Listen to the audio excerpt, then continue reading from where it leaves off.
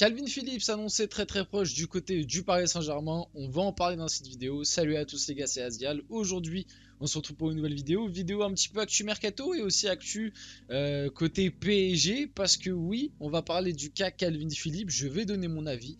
Il y a pas mal de rumeurs, pas mal d'infos qui sont en train de nous expliquer que Calvin Phillips serait la recrue potentielle du PSG au milieu de terrain pour ce mercato hivernal. En plus de Gabriel Moscardo qui est juste à côté de lui, qui lui a déjà signé, malheureusement pas d'officialisation. Pourquoi il n'y a pas d'officialisation? Parce que on va reparler du cas Moscardo et c'est un énorme coup dur, mais ce jeune brésilien de 18 ans malheureusement a raté sa visite médicale et va devoir se faire opérer car il a une blessure au niveau du pied qui va l'éloigner des terrains pour 3 mois. Donc pas mal de choses à voir aujourd'hui. On va voir que pas mal de coups durs quand même. C'est pour ça que j'ai mis énorme coup dur, parce que le cas Moscardo, moi je le prends un petit peu comme un petit coup dur, je vais pas vous mentir. Et puis on va aussi analyser un petit peu Calvin Phillips. Bien évidemment, avant que la vidéo commence, n'hésitez pas à la liker, à commenter, à partager et à vous abonner, ça fait toujours plaisir et ça aide énormément pour le développement de la chaîne.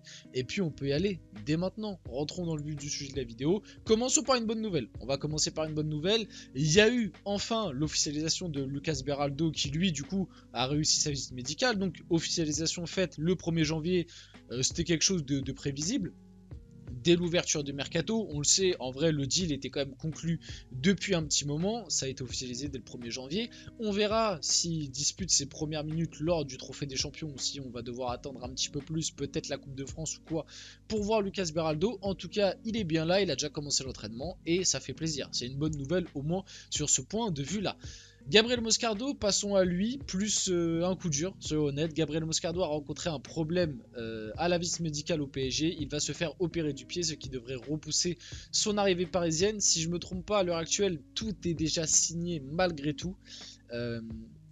Mais le PSG ne va pas du coup annoncer officiellement sa venue parce que ça n'aurait pas grand intérêt, puisque dans tous les cas, en gros, il en a pour minimum 3 mois d'absence. Donc en gros il sera absent toute cette deuxième partie de saison quasiment, parce que 3 mois d'absence là, ça veut dire qu'il reviendrait en avril, sachant que la fin du championnat est au mois de mai. Voilà, il va quasiment être absent toute cette deuxième partie de saison. Donc je crois que le PSG va l'officialiser du coup en juillet. Malgré tout, il est bel et bien parisien. Du coup, s'il n'est pas officialisé dès maintenant, c'est que je pense il va rester du côté des Corinthians. Enfin, c'est ce que je pense. On verra comment ça va se passer exactement. Là, c'est de la supposition, les gars. C'est pas des infos, c'est de la supposition. Mais en tout cas, j'ai vu que le PSG, normalement, du coup, ne devrait pas l'officialiser lors de ce mercato hivernal et attendre plutôt le mois de juillet, parce que dans tous les cas, bah, il n'est pas présent. Et malheureusement, c'est un petit coup dur, parce que bon, ça reste une promesse, ça reste une pépite. On n'avait pas trop de certitude autour de Moscardo, mais ça aurait pu être un renfort intéressant au milieu de terrain. Et malheureusement, c'est un coup dur. Surtout que bah, on espère que ça va pas nous faire une Skriniar, quoi. On espère que du coup, on va bien récupérer le joueur qui nous était vendu, et pas comme Skriniar qui a eu sa grosse blessure au dos et que du coup on a récupéré grandement diminué. On le voit dans ce début de saison. J'espère que Moscardo ne va pas entre guillemets perdre ce petit truc qu'il avait avec cette grosse blessure au pied. En tout cas, il a publié un truc sur Insta. Donc Gabriel Moscardo, qui doit rejoindre le PSG cet hiver, devrait être éloigné des terrains pendant 3 mois suite à une opération au pied. Aussi, on peut mettre un point positif par rapport au PSG qui cette fois-ci a bien géré le coup. Ils n'ont pas préféré prendre de risques. On dit direct, la visite médicale a repéré un petit souci, opération. Donc sur ça, déjà, c'est cool.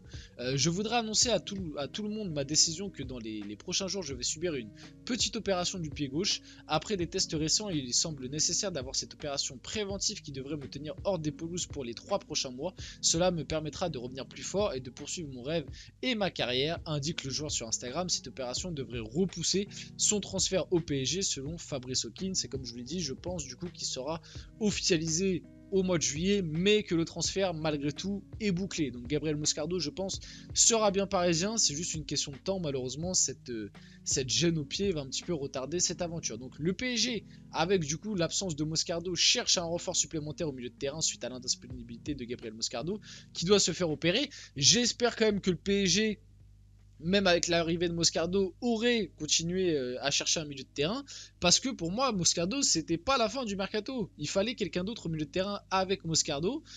Donc là même limite j'ai envie de dire ce serait cool que comme on va pas avoir Moscardo lors de cette deuxième partie de saison, ce serait cool qu'on prenne un mec, une valeur sûre, et qu'on prenne aussi un petit mec en prêt au cas où, pour la rota.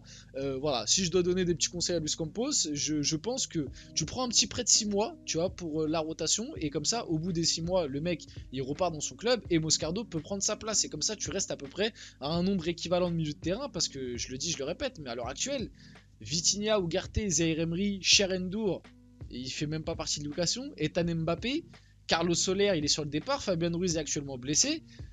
Au milieu de terrain, c'est quand même un secteur, enfin c'est quand même un chantier où il y a du travail à faire. Il y a du travail et ouais, peut-être prendre un milieu de terrain plus un mec en prêt en plus, ce serait pas de trop. Je pense vraiment que ce ne serait pas de trop. En tout cas, pour finir la vidéo, parce que je me trompe pas, il n'y a rien d'autre après. On va finir la vidéo là-dessus. Le PSG est en pole position, enfin est en pole avec Newcastle pour signer Calvin Phillips. Et l'autre actu du coup, Calvin Phillips pourrait quitter Manchester City en prêt payant de 6 millions jusqu'à la fin de saison. City envisage un transfert définitif cet été à 46 millions, portant le deal total à 52 millions. Donc déjà on va parler un petit peu. Commençons. Enlevons cette équation du prêt payant et du prix, etc. proposé à l'heure actuelle par City. Et on va se concentrer juste sur le joueur. Est-ce que ça pourrait matcher avec le PSG, etc. Alors Calvin Phillips, joueur qui était à Leeds. À Leeds, il faisait partie des gros milieux de terrain de PL qui étaient très très bien référencés. Transféré depuis à Manchester City. Ça fait 1 an et demi qu'il est à Manchester City. Où il ne joue pas. Ou très peu. Voilà, je crois que si je ne me trompe pas, depuis qu'il est à Manchester City, c'est une quinzaine de matchs, quelque chose comme ça, une vingtaine de matchs, grosso modo, en 1 an et demi, c'est très très peu. Donc il n'a pas beaucoup de temps de jeu. Et pourtant, techniquement, tu peux te dire, bon, en même temps, il est dans la rotation avec Rodri, prendre la place de Rodri, c'est très compliqué. Mais Rodri a quand même été pas mal absent, surtout là ces derniers temps. Les suspensions, etc. Et malgré tout, Guardiola a toujours fait des systèmes entre guillemets pour, quand Rodri n'était pas là, bah, c'était Akanji. Quand Rodri n'était pas là, bah, des fois on mettait Bernardo Silva avec Mateus Nunes, quelque chose comme ça. Et finalement, Calvin Phillips, même quand Rodri, qui est censé être techniquement son concurrent, n'était pas là, bah, en fait, il ne jouait quand même pas. Donc, ce qui veut dire quand même que Guardiola doit lui reprocher des choses. Si je me trompe pas, il y a des choses qui sont sorties comme quoi son hygiène de vie, etc. n'était pas la meilleure depuis qu'il est arrivé à Manchester City. C'était peut-être déjà le cas à Leeds, mais comme à Leeds, il jouait régulièrement et c'était l'un des meilleurs de l'équipe, ça se voyait peut-être moins. Mais depuis qu'il est à City, on le sait, Guardiola, il est à cheval là-dessus. Apparemment, l'hygiène de vie et tout, il est revenu à la prépa avec des kilos en trop, etc. Pareil, je crois qu'il est revenu de sa dernière blessure où il avait quelques kilos en trop. Et on sait que ça, Guardiola, il déteste. Donc peut-être que aussi, c'est un effet de... C'est pour ça qu'il a très peu de temps de jeu. Après, sur la qualité intrinsèque du joueur, donc déjà, un gros point négatif, c'est que le PSG, cet été, on a vendu Neymar, on a vendu Verratti, on a vendu d'autres joueurs, parce que Luis Enrique nous a expliqué qu'il était intransigeant là-dessus, même à l'arrivée de Beraldo, là, très récemment, il a fait une conférence de presse où il a dit c'est un joueur avec une très bonne hygiène de vie, c'est ce qu'on veut pour le PSG, etc. Calvin Phillips, déjà, il coche pas du tout ce critère-là. En plus de ça, il y a le côté anglais. Les Anglais, c'est très très compliqué pour eux, je trouve, de s'exporter de leur championnat. Il y a des exceptions, bien évidemment, mais la plupart du temps, les Anglais restent en Angleterre. Donc c'est pour ça déjà que je le vois plus rebondir à Newcastle, par exemple. En plus, bon, ça reste un joueur de qualité. À Leeds, je l'aimais bien. Voilà. En plus, dans le profil, je trouve qu'il correspondrait un petit peu à ce qui manque au PSG. C'est-à-dire un 6, vraiment, qui reste bien en place, qui quand même a une bonne lecture défensive, mais en même temps avec une bonne qualité technique et une très bonne qualité de passe, de jeu long, etc. Donc il a le profil, mais le souci c'est qu'autour il y a quand même beaucoup de points négatifs. Comme je l'ai dit, l'extra sportif, ces petits déboires de kilos, etc. Le fait qu'il ait très peu eu de temps de jeu sur ces derniers 1 an et demi. Le fait aussi que peut-être il n'est pas fait pour jouer dans un grand club. S'il n'a pas réussi du côté de Manchester City, c'est peut-être qu'il y a un truc qui cloche parce que la plupart du temps quand même les joueurs réussissent bien à Manchester City avec Guardiola. La plupart des joueurs quand même réussissent bien avec Guardiola, à part quand après peut-être que comme je l'ai dit, le truc des kilos, revenir avec des kilos en trop et tout, on sait que Guardiola il déteste ça et peut-être que ça a directement joué contre lui. Et à des moments, même moi je suis d'accord pour le dire, que Guardiola il a un peu abusé et il aurait peut-être pu le faire un peu plus jouer, notamment quand Rodri était suspendu et tout, plutôt que nous faire des systèmes avec Bernardo Silva en 6. Mais bref, voilà, après Guardiola a ses raisons. Il vient de faire un quintuplé, donc je n'ai rien à dire, moi, assis sur ma chaise.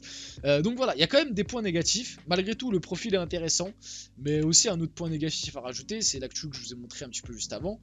Le côté prix, quoi. Si vraiment ce prix-là, c'est le prix que exige Manchester City, bah, en fait, c'est mort. C'est mort, je ne suis pas pour du tout.